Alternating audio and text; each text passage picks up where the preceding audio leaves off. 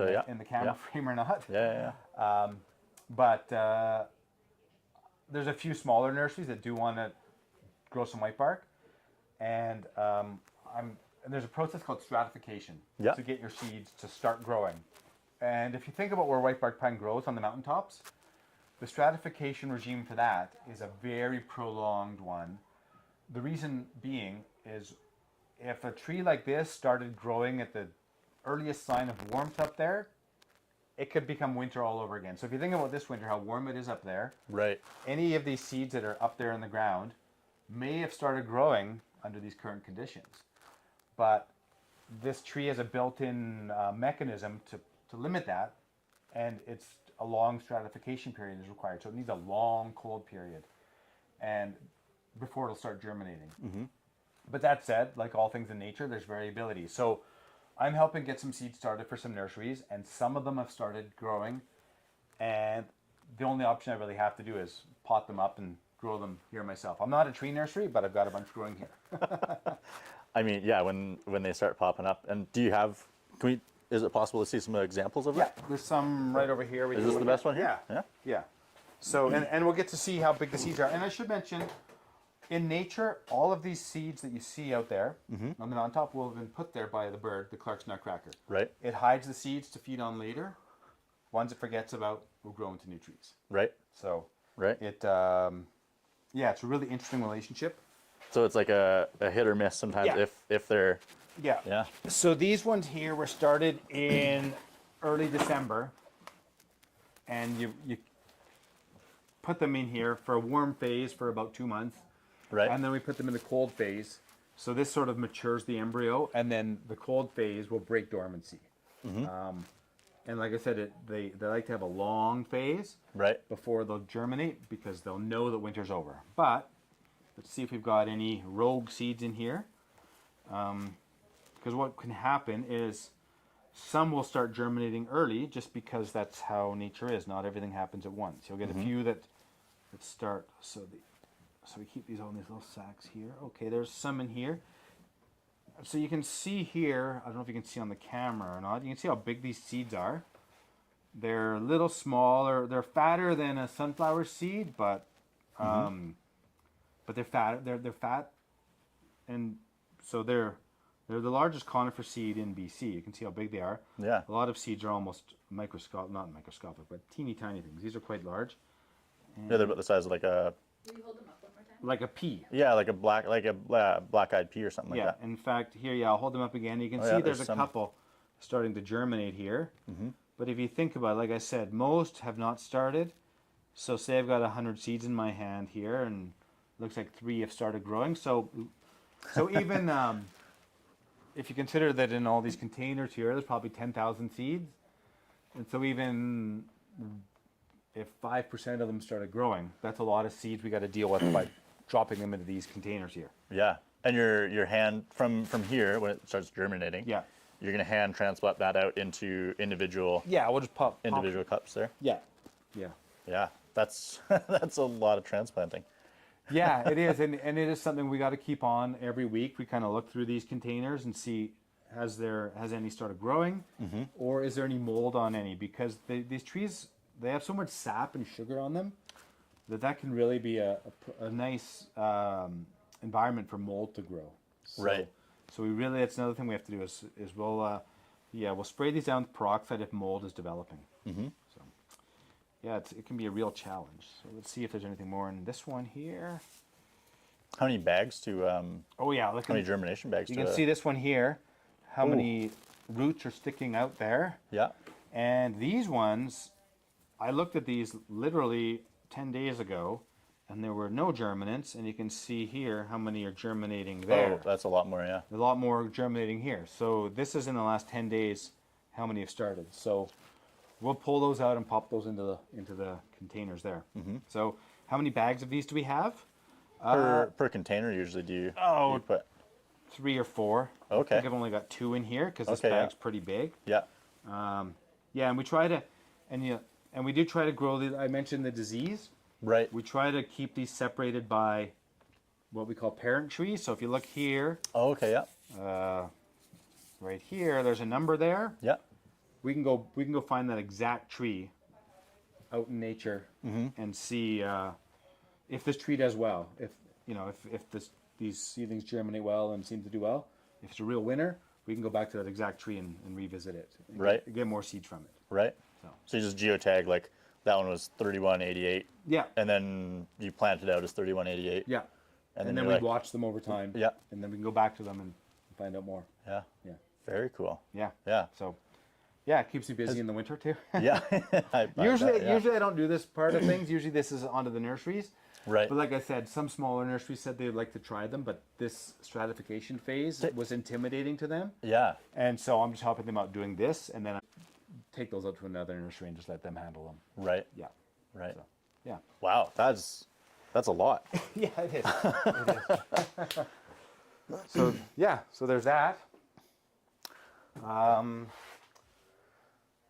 So that's pretty much the seeds, and you can see, I don't know if a lot of these, they do take time to grow. So those little germinants you can see in there. Yeah. We pop them all in here, and like you can see the odd one just kind of popping up in here. Right. And yeah, there's one coming up here. Yeah. 2 there. And they take their time, Yeah. It's not like you pop them in and tomorrow they're up. So a lot of the soil, they've all got seeds underneath that have already been popped in place. So yeah. Wow. And then the planting process, is that also in Yeah. in the fall? That's in the fall, in September. Yeah. Okay. Yeah. And we typically plant those in old forest fires. Okay. So we'll go to like an area that's burned and go high elevation in there, obviously, to a whitebark pine habitat. And we'll plant the seedlings up there. Do you also keep track of like if that was grown out 3188, it was grown out, and I'm guessing it takes 3 years in a nursery? 2 years. 2 years? Yeah. Okay. Do you also keep track of that data, like where it's planted? Yeah. Yeah. Yeah. Once it's in the field, we'll go and plant. Not keep track of all of them because like 10,000 is a lot to look after. A plot. But we'll permanently mark some and track them over time. Yeah. See how things are doing. And then there's also other government programs that we can submit the seeds to. They'll grow them and test them for resistance to rust. So there are genetic approaches going on as well, where we're just looking at these really good trees in the field that we're seeing. Yeah. We're looking in the laboratory, while in the nursery they're growing them and exposing them to rust, seeing how well they grow, how things go, and doing it from there. So yeah, there's a lot going on with it. Absolutely is, Yeah. The benefit, I mean, yeah, would you explain the benefits of having like a higher elevation tree, such as the whitebark pine? Oh, yeah, for sure. Well, for starters, wildlife. I mean, it produces those large cones. Grizzly bears feed on them. Black bears feed on them. Clark's nutcracker feeds on them. It's a very important, it's what we call a keystone species. It's proportionally more important than its own biomass would indicate. So it carries a lot of the ecosystem with it. So if you go to a whitebark pine forest, if you ever find one, there'll be signs of bears everywhere, signs of wildlife everywhere, because they're all coming in to feed on the whitebark pine seeds. But just as well, if you go to like some other areas and look for what we call tree islands in the subalpine, you get these. Absolutely, You get some trees, and then you get meadow, and then trees, and then meadow. Yeah. Quite often, those meadow or those tree islands may have been initiated by whitebark pine. Not always, but like if you go to Manning Park, and look in the tree islands up near Blackwall Peak, which is one of the few areas where you can drive your vehicle, any vehicle, right to whitebark pine habitat. And if you go find those tree islands around Blackwall Peak, walk into the middle of them, and almost every one of them has a dead whitebark pine sitting in the middle. So there, a lot of ecological processes are driven by this tree. So there's that. It'll pioneer, so it'll be the first tree species to grow back on many sites. So post wildfire, Okay. whitebark pine is one of the first species to come in, and a lot of that has to do with that bird, the Clark's nutcracker, hiding seeds after the fire, and then growing there. Right. So Yeah. Yeah, a big player to ecosystems. Oh yeah, huge. Yeah, and like super cool looking trees too. They're Oh yeah. When they're matured, they're Yeah. they're pretty wild. Yeah, they can be pretty wonky, and as a human user of the backcountry, I think a lot of times what people will notice about whitebark is they may not know anything about it, but they'll say, you see that really cool tree over there? And because they'll be wonky and they'll have really weird, their branches are upright as opposed to like this, and they just are a very charismatic looking tree, and they're very memorable. So a lot of people won't even know it's a whitebark pine that they're seeing, but they'll say, "I saw this phenomenal looking tree up there." Yeah. It's often a whitebark pine. Yeah. Yeah. Yeah. Like to this day, did a hike years and years ago, in the Chilcotin area. Oh, yeah. Chilcotin Lillooet area. Yeah. And yeah, to this day, I can clearly picture like this one pass where it, Definitely lots of whitebark in the Chilcotin Lillooet area. Yeah, super cool. Yeah. And so I imagine like this is a little unusual for you. You're saying, germinating and the stratification process. Yeah. Within the business here. Yeah. Oh, totally. But also like a welcome one. Oh yeah, I find it really interesting. I really enjoy it. So. Yeah, and because we often like I said, we've got nurseries that do most of this for us. But it's always nice to kind of get advice from them on how to do this, how they've been doing it, and then you do it yourself and kind of get to see what they go through. And so now I know when I send seeds off to them, if a new nursery who says they're going to take it from the start and do this themselves, right? I've got firsthand experience about here's what you're going to face, here's your challenges, because it is a challenge. And we've been through that with other nurseries before. Like, for example, you saw how big those seeds are. One thing that loves those is rodents. Yeah. And several nurseries we've sent seeds off to say, be careful, rodents love these. And, sometimes the response has been, we know rodents love seeds. Of course they love seeds. Right. And then you get a call a few months later, remember what you said about rodents? They really love those seeds. Right. Because they'll sow them all straight into these, into the cells without germinating them. Yeah. And then they'll come back and rodents and will it'll just be dug through. Yeah. Right. So it's a. So is that the best way to start the stratification process? Yeah. Yeah. Within those bags, and then. Well, the bags are a little tricky because the roots go right through them. So I've got some where where they're just growing loose in the sand. Right. It's going to be another challenge to get the seeds out because I'm going to have to clean the seeds out of the sand to put them into the fridge. But yeah.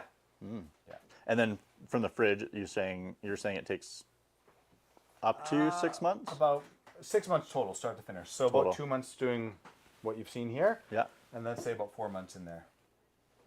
But yeah. it kind of it's a bit of an it depends thing, like right. Yeah, because similar to this, like yeah. I get you. Yeah. So yeah, I mean that's and it's also a lot of logos. They can't see me, Jack. Yeah, we have a thing with logos. Gotcha. unless we've signed them away. Yeah, that would be a huge help, I imagine, to the nurseries having you on speed dial. Oh yeah, we talk all the time. Yeah. Yeah. And I was gonna say, and another thing is because it's this high elevation tree, and people are interested in it, and it's not a commercial species. Right. So the nurseries that do it, a lot of them do it out of labor of love. They're like, we're gonna help, we're gonna do this, and obviously they make some money doing it. It's a job, like growing them. But you got to get the right people that really are like understand that these seeds can go moldy. Yeah. These seeds, rodents love them, so there's a little extra needed. And so, like I said, we've got a couple of nurseries we really enjoy working with that are really good. But by the same token, these new smaller ones that have said we want to grow some too, always willing to help people out and see how it's going to go. Yeah. But that also, where the tree grows and the story behind the tree also helps to draw in volunteers. So a lot of times we'll get planters. We try not to rely too heavily on volunteers, but that said, like in Manning Park last year, we've got a phenomenal group of volunteers that have helped out. Probably 4 out of the last 6 years, we've had a group of like a dozen volunteers every year come out and help. So that's one bonus about a tree that grows in the alpine, Yeah. or the subalpine, that doesn't really have a commercial value. So Yeah. I think people really get switched on by that. Yeah. Yeah. Yeah, absolutely. I mean, yeah, if you're hiking around and you've seen what's up there and Yeah. what's out there, Yeah. and then depending on how long you've been doing that, and you're seeing the decline Yeah. of an ecosystem Yeah. based off of Yeah. the absence of a certain species. Yeah. You're gonna want to do something about that. Totally. And we get all, and the nice thing is you train these volunteers, you educate them, and a year later you're getting an email, hey, I was just hiking here. Do you know about the whitebark there? And, there's a lot of areas where whitebark pine grows that we hit continuously because we know there's good road access or we know there's a good heli landing spot. Yeah. But there's other areas that we've never been to. I wonder what's over there. I don't know. And so it's great that the public's getting out there and seeing these different stands of whitebark and, following up. Mm. Yeah. Is there a spot like online or through an app or something we can? There's an app that it's called iNaturalist. Yeah. So okay. It's public. Anybody can use it. It's And not just you about can go whitebark pine. You go in there and you can look up. I wonder if anyone's ever seen a ladybug in Kimberley before, and you can look up Right. ladybugs, and it'll show you a ladybug hits the people have posted on there. So Cool. Okay. Yeah. yeah. So Yeah. it's a good one because you can put pictures on it. Mm-hmm. So if you see a whitebark pine, you publish a photo of it, and then we can sort of say, well, that's just one tree, nothing too special. Put a few pictures of the stand of it, and go, oh, look at this. That's a good spot to go visit. Yeah. Right. Yeah. Do you pull a lot of information from that, or is it more field based, like your own boots on the ground? More boots on the ground, but Yeah. now and then we'll get a group. Like, for example, ski patrollers. A year ago, we blasted ski patrollers and said, hey, can you guys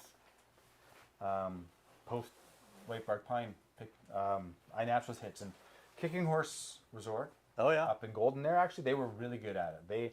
They had a couple patrollers that went out and just ding, ding, ding, ding, ding, got all these hits for where whitebark was over the mountain. And we knew there was some there, had my ideas of where it was, and they opened my eyes to, I've never skied there before. There's way more over here and over here, thanks to the... Super cool. Yeah. Yeah. Yeah. So Yeah. it's good that way. That's awesome. Yeah. Yeah. Getting the public involved. Totally. Yeah. Yeah, it's great. Yeah. Yeah. Wow. So a season for this Yeah. will probably overlap into your overlap into mini seasons, but Yeah. another one is your beekeeping you Yeah. mentioned off the top there. Yeah, it's kind of funny because when I started working on this tree and I kept wanting to do bees too, I thought what I really should be doing is there's some jobs out there like animal tracking.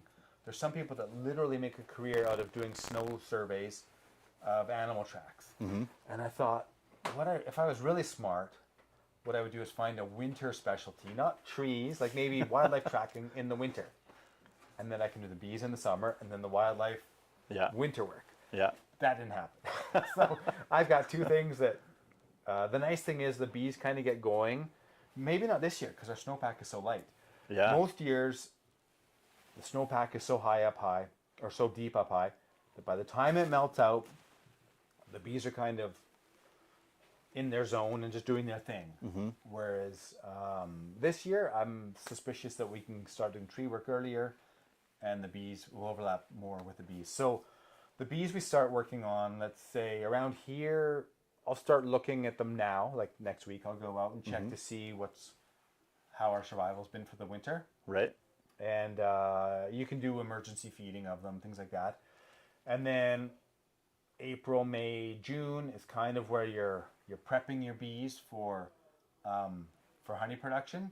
So you're equaling populations out. So when you go to a bee yard that you've got, say, 16 to 24 hives, when you leave there, hopefully they're all identical in terms of one's not this high and one's this high. They're all the same. Right. And so you're prepping, sharing, and making sure everything's healthy until about early June. And then it's kind of honey time, and that's also whitebark time. So then we kind of just in this phase of, we go look at whitebark pine, then we come back and check how much, see if the box that holds honey is called a honey super. And so we'll just go super hives, and then go back doing whitebark work, and then come back in super hives, and sort of this play on that goes on. Yeah. And I would say the real the real crux comes late summer, early fall, where I mentioned we got to get these cages off the trees. Right. In September, we'll bring in honey in, say, early August to mid-August, and then we're extracting honey extracting cones at the same time, well, putting cones in storage, and then it's all just kind of a cascade of events that all happens all at once. And then you've got to get your hives ready for winter. Like you have to make sure they've got enough honey stores. If they don't, you've got to top them up.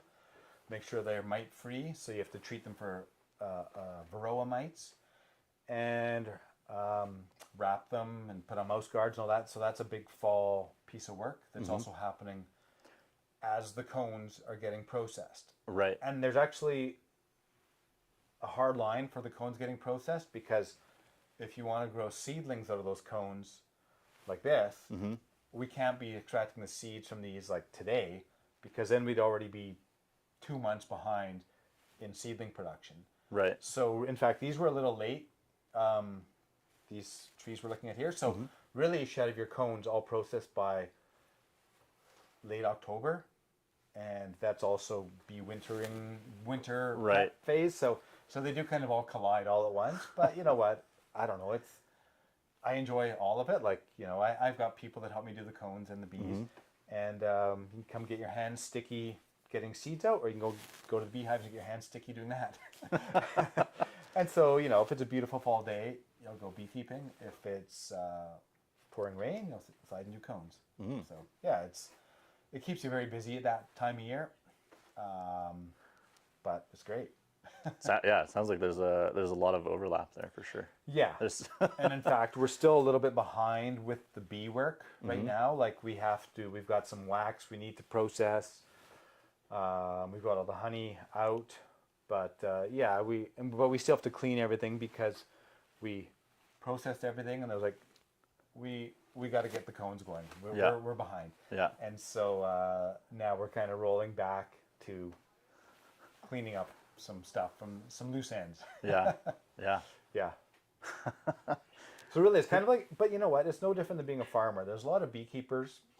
There's some that are just pure beekeepers, but there's a lot that say on the prairies, especially, where they run a lot of hives, but then they've also got canola crops or alfalfa crops or cattle or whatever. Right. And so I don't know. This is my crop. Yeah. Trees. Yeah. So it's really just, it's not that much different than from being a farmer. Really. You're a bee farmer. Bee farmer and a tree farmer. And a tree farmer. Yeah. Yeah. No. Yeah. Absolutely. Yeah. Yeah. Would you be able to break it down a little bit more into, like, if somebody wasn't super well versed in keeping bees, what would be some crucial bits of information? I think there's a lot out there. There's a lot, and I would say from my experience, I started beekeeping on the coast, and then sold all our hives, moved here, started up again, and big difference. There's a big difference in the way people keep bees regionally. Yeah. So some of the ailments, there's something called chalk brood, where your brood basically becomes a fungus on there that makes them almost look like chalk. Right. That can, it can ruin your hives on the coast. Yeah. Since beekeeping here for over a decade now, I've never had chalk brood here once. Whereas on the coast, every hive would have a little bit of chalk brood in it. So regional issues. Yeah, so I've never had that here. And then I hear people overwintering here talking about humidity in the hive. Coming from Vancouver, where humidity is everywhere, and I'm thinking, like, humidity? Anyway, I overwinter mine a little different than most people do. I'll overwinter singles, and I just vent out the top, and I don't really have humidity issues, but I did that through trial and error. Singles being one hive, one hive. box hive. Okay, one box tall as opposed to two. Right. Which more people are moving to that. People used to think you needed two whole hives. For the heat retention? Or yeah, and to have the resources available for the hive to feed on. But I just find that one is enough. Right. And but that said, this year, even though it's really warm out, it could be a problem, because what will happen is in these warm temperatures, the queen will start laying eggs already, and larval production is a huge draw on resources, and so this warm winter may actually be more of a challenge than a colder winter. So things are going to start waking up, and and so you should, and if you're going to start beekeeping, you should obviously join your local bee club. We have like an East Kootenai group that it's a little loose. They have meetings probably 2 a year. I get to them when I can. I'm often in the midst of other things, but yeah, yeah, exactly. Yeah. Or away from meetings, or about whitebark pine. Yeah. So but yeah, try to talk to others about it. Don't just jump in and think don't just get a book, because a lot of the books are written by guys in Florida or Texas. Right. Even just a book from somebody on the west coast of BC compared to here would be much different. So you gotta find your local folks, and like some of the spots where I keep my bees, the local guy who has, like the landowner also has some bees, and he does way better than me on that spot, because he can put the time and attention into that one little spot and just drill in. Right. Whereas it's my goal next year to be able to do exactly as he does on that site. So, but yeah, it's a challenge. And bears. you learn the hard way that bears are everywhere. And if you might get lucky and not use an electric fence for a couple of years, and then 1 year they'll find you, and you'll know. Yeah. They'll make it their presence super well known. Yeah. How many hives do you have? We only run I'll say 100. Like we bounce up against 100, right? Which is really quite small, very small. Like the guys on the prairies, we're talking thousands. Right. In the Fraser Valley, we're talking thousands as well for the odd person. But there they've got our crops here, our honey crop is basically wildflower. There's very little agriculture here, whereas there they can move from like a blueberry field to a raspberry field, and then pick up whatever's left. The blackberries in the Fraser Valley are huge, right? Right.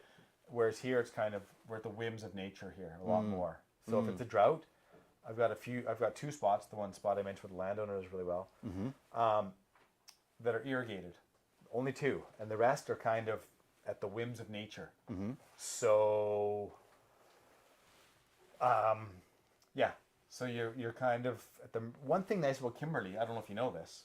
It's quite high elevation. Right. What are we sitting at here? We're at 1,120 meters right here. Okay. Yeah. And the Kootenai River, I don't really know quite how high it is, but it's a couple hundred meters lower than we are here. Yeah. So a lot of beekeepers in, say, the Fraser Valley, when the honey crop's done there, they'll load their bees up, truck them up north to the Peace Country, where the honey crop's still going. Yeah. Around here, we can play these regional differences. Like one bee yard, I've got a couple bee yards out in Wassa area, and if those dry up and the honey's done there, I can move those bees just outside of Kimberley here, where it's still, the moisture levels are still good for probably another 2 weeks, and the flower's still blooming for another 2 weeks. So, we can kind of play based because of our elevation gradient here, as opposed to having to move far north. Right. Yeah. That'd be super handy. And we keep meaning to get out into the fireweed, like there's been all these forest fires in the region, moving out to fireweed, and I keep dreaming of a way to keep the bears out, because like I said, I've done electric fences. They'll dig, and you think they're not going to get in, they'll dig for 2 weeks and get in. They are persistent. They are very persistent. Yeah. So, I've got ideas, but yeah, so there's some fireweed out in the St. Mary's Valley, just west of town here, that hopefully this summer we'll get out to those, and it's a little higher elevation and a little cooler, so the honey there comes way later than the rest of the honey. So we can move some bees out there, and maybe we'll just go there and camp. Night shifts or something.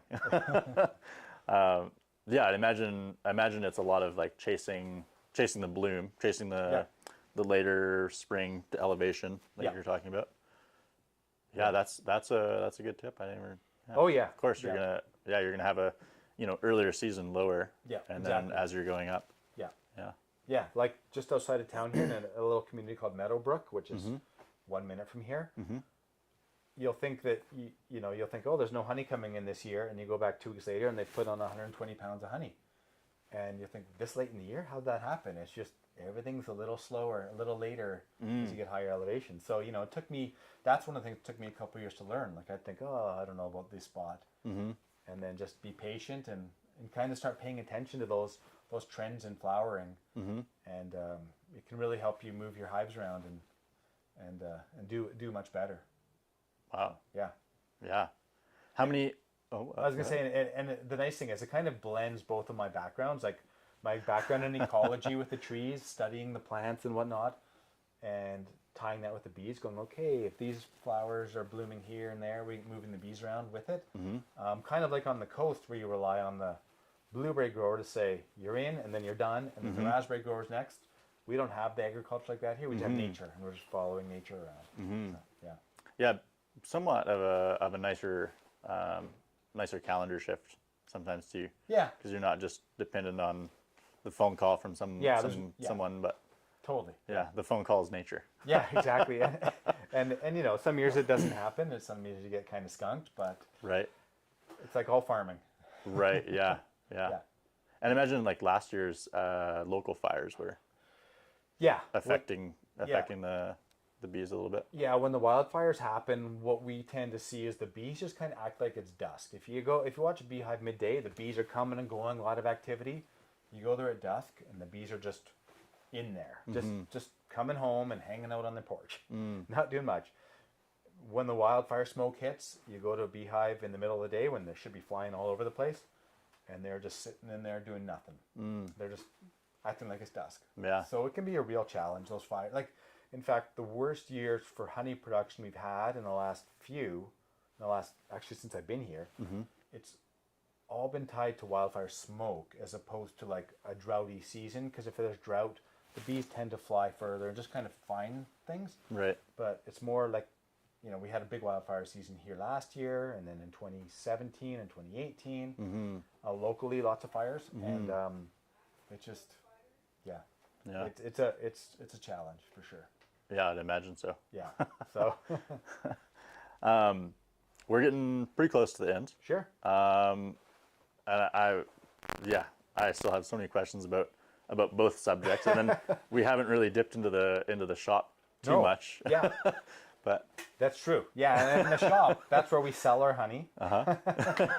So, like I said, the lip balm is the biggest yeah, product we sell. a lot of chapped lips out there. You bet. When you live in Kimberley, where lots of skiing going on and whatnot, lots of chapped lips. Yeah, or And, hiking subalpine Yeah. terrain to plant trees and. Yeah, and Harvest so, cones. you know, we use as much of our own wax as we can for that. But like I said, when we first started doing this 20 years ago, when we lived in Vancouver, it was just my wife was like, what can I do with the beeswax that you're getting from your beehives? I'm going to experiment with beeswax. And she was on maternity leave, and so she was just kind of like playing with things. And then she was like, next thing you know, it's like, well, I'm going to see if I can sell this to somebody. And next thing you know, people are buying it. And then when we came here, we really needed manufacturing space. And we thought, we're going to open a shop to manufacture in the back. And if we sell some up the front, that's a bonus. And now it's a booming business out there. yeah, it's a great shop. It's lots of fun. We have, you know, we've got great staff that all have a good, you know, they all get along, have a good time together, and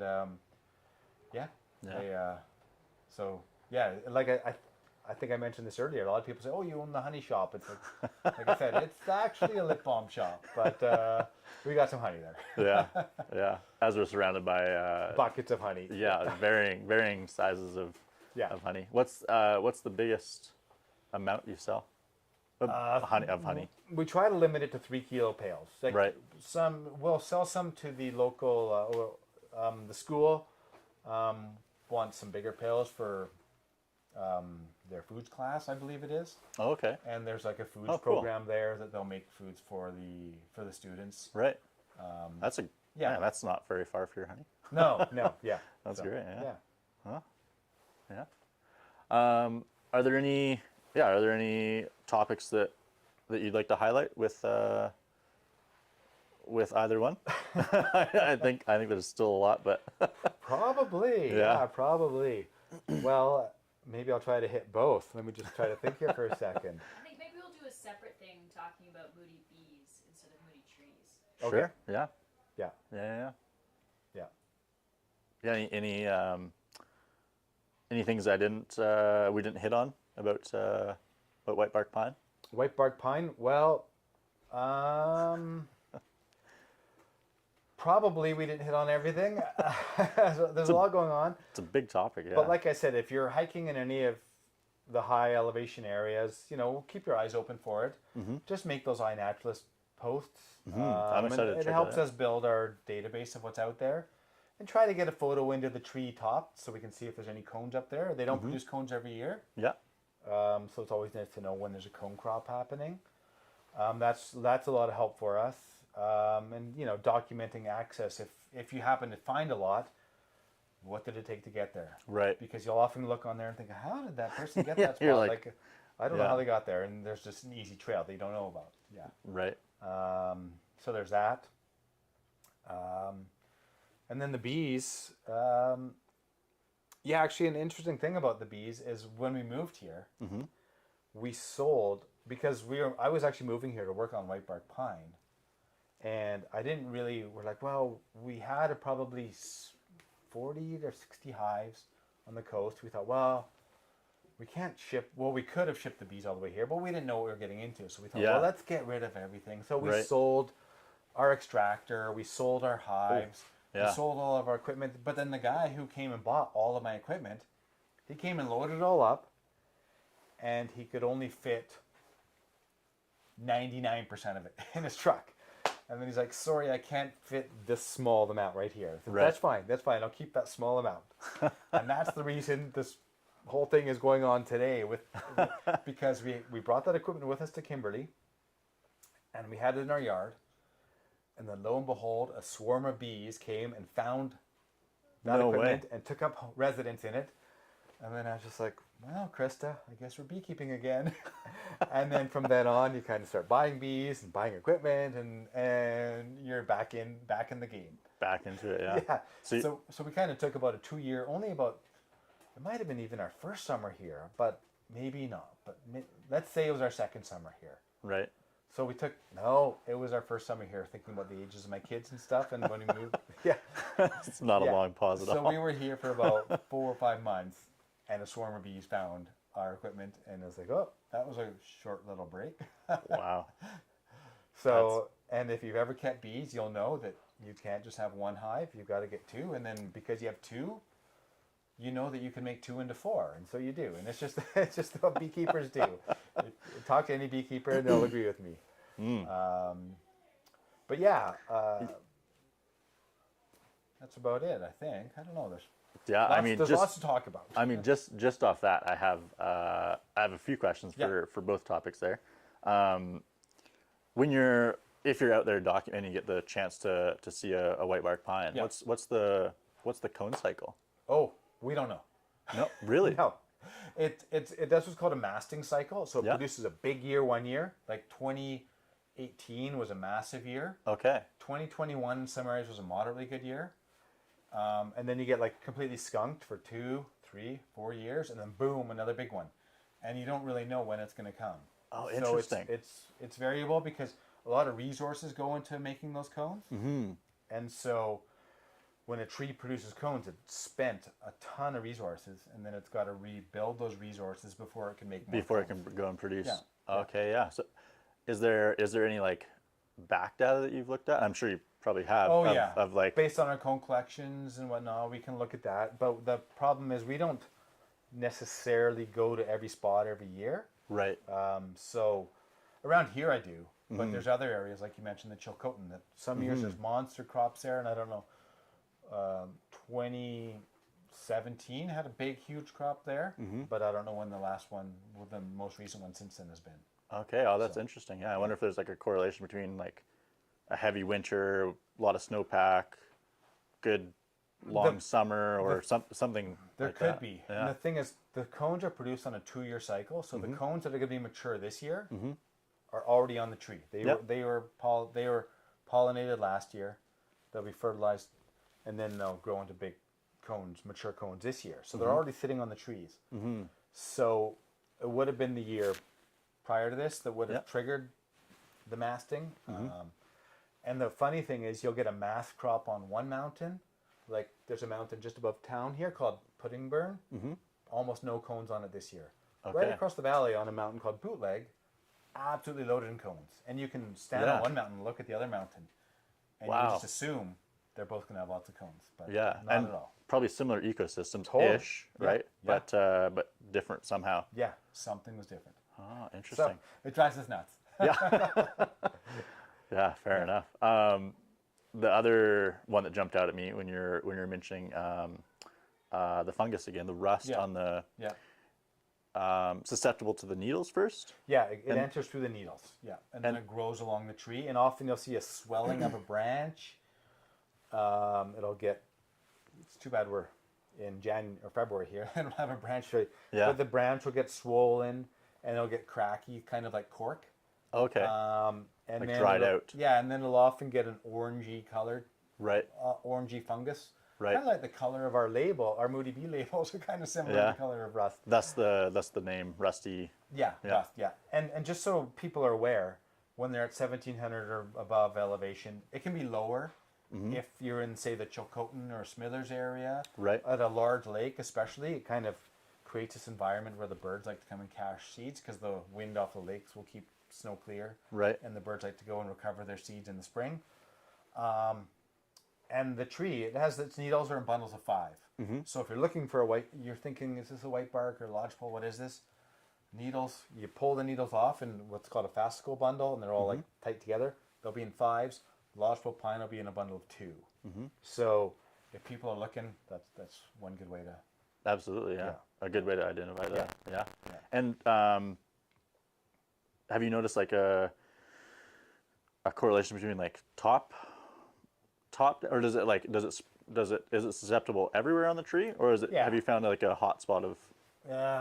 This is kind of an argument people in the business have. Like, I think whitebark pine typically is infected at the top half. No, I think it's everywhere on the tree. Like, it's almost everywhere. Anywhere there's needles. Anywhere there's needles, they can enter. But in some trees you'll see a whole bunch up top and none down below. Like often you'll see a dead top and the rest is down below. That's probably rust. Because what happens is the rust will come into a tree where the rust enters the main stem. Everything above that will die. So if you see whitebark pine with a dead top but a living bottom, that's probably rust came in, killed everything, left the bottom alive. Ah. Yeah. Yeah. So you can't necessarily, and probably wouldn't recommend it just to like trim that. You can part off. if it's a branch growing into a tree that has rust on the branch, you can Right. prune that branch off, and if the rust hadn't already grown in, like because it's under the bark, Yeah. and you can't really see it. But if it's out here and you cut it here and the rust hadn't made it to the tree, you could have saved the tree. Yeah. Interesting. So and rodents will come. Oftentimes, the only sign of rust is rodent chewing. So the rodents will come and chew on the rust, and that rodent chewing. Sometimes it'll girdle the tree and kill Yeah. the tree. Yeah. Other times it'll chew off the rust and save the tree. Oh. So the rodents are like, yeah. Yeah. Blessing and a curse. Yeah, Same. exactly. Yeah. Same. Yeah. Take the nuts and the rust, but sometimes. Yeah. Yeah. Yeah. Oh, interesting. I didn't realize they'd go after that. Oh yeah, for sure. Yeah. Yeah, very cool. Yeah, I don't know if we should probably not recommend people go around trimming alpine trees, but No, I wouldn't recommend you prune it, but if you're into it, if you're like in a provincial park, talk to the park warden or the rangers there. Often depending what park you're in, you might bump into someone. yeah, Let them know that you saw that, and do some research. Yeah, and let them know what they saw. Yeah. Fair enough. Yeah. Or even just get in touch with me, and then I'll get in touch with them. Because we do a little bit of that, but the pruning stuff isn't something we do a lot of. Yeah. Yeah. Fair. Yeah. Yeah. Yeah. I still have so many questions, but I think we're gonna wrap it up. Sounds good, And yeah. thank you so much for your time today. Oh, that was I learned a lot. I Yeah, could we learn a lot more. Couple topics there. Yeah, juggled it a little bit. Yeah. Yeah. Yeah. Thank you again. That was great. No, thank you. Thanks Yeah. for the opportunity. Yeah, absolutely. All right.